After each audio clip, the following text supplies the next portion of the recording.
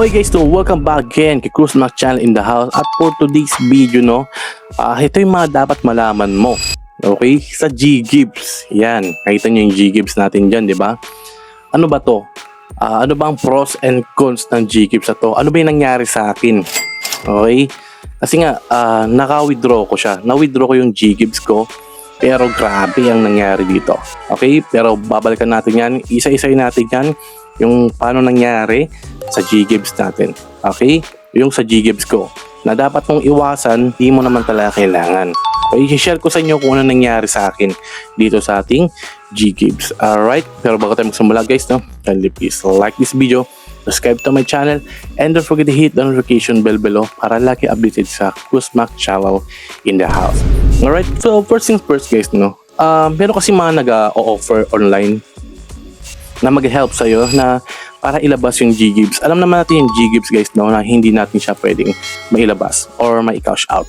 Okay? Yun ang totoo doon. Okay? Ang pwede lang natin siyang gamitin dito ay sa mga retail, yan, supermarket, yung mga payment rekta agad sa mga counter. Okay? Pero kung kakash natin gagawin siya, ay hindi natin siya pwedeng gawin. Pwede na lang kung gumamit tayo ng mga yung mga tinatawag na sa mga Facebook na G-Gibbs na helper na sila yung maglalabas para sa inyo. Okay? So ikaw kung nagtatangka ka na gamitin ng G-Gibbs mo na pa-cash out through yung mga Facebook something na gano'n na nag-help sa'yo, well, panoorin mo to para sa inyo to para ma-realize mo kung anong nangyari sa akin dito.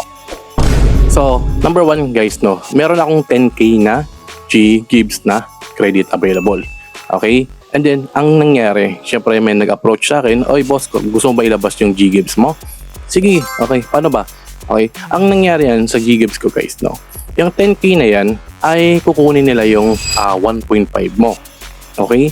1.5k yung kanilang transaction fee. Bali may 8.5 ka na lang na makukuha na GCash, which is malaking deduction na agad yun. Pero kung alam mo kailangan mo yung pera, syempre mapapayas ka na lang. And then alam niyo ba tong 10k na to, ilan yung binabayaran dito? Okay, so syempre check lang natin. Iyan, okay? Yan, meron tayong 1.2. Isang taon yan guys, yung ating ibubuo, okay? Monthly yan.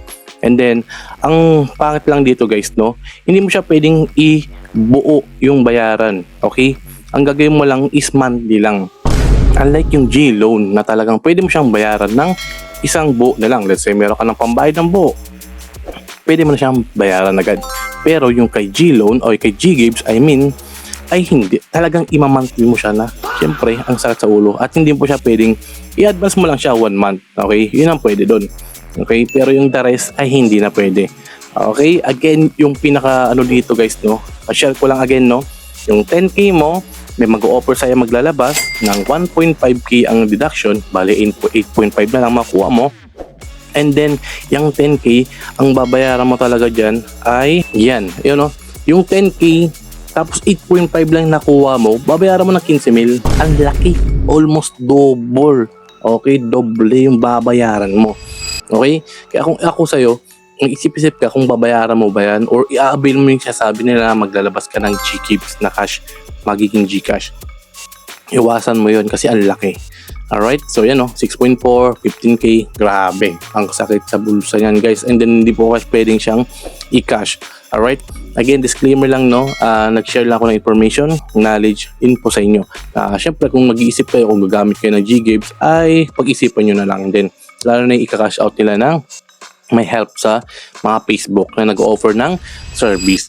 Alright? So, yun lang guys. Again, sana may natutunan kayo. Awareness lang naman to. Share lang ako ng knowledge, information na baka sakali kung gagawin nyo ay mag-isip-isip kayo. Dobleng isip lang naman. Kaya ang pinakayo ko lang doon ay hindi mo siya pwedeng i-full ang pasakit doon. Kailangan mo siyang i-monthly na talagang monthly ka talaga gagatasan. Okay? Kasi syempre ginusto mo naman. Okay? Kung binasa mo naman terms and condition ng pag-avail nun ay well, nasa iyo na yan. Again, nasa lahat naman ay nasa atin na yan. Again, meron pa tayong pin comment dyan kung naghanap po ng mga games, something like that na dating kay Gcash. Okay? Yun naman Cruz Mac Channel in the house. Out muna. See you sa next video. Cheers and bye-bye muna.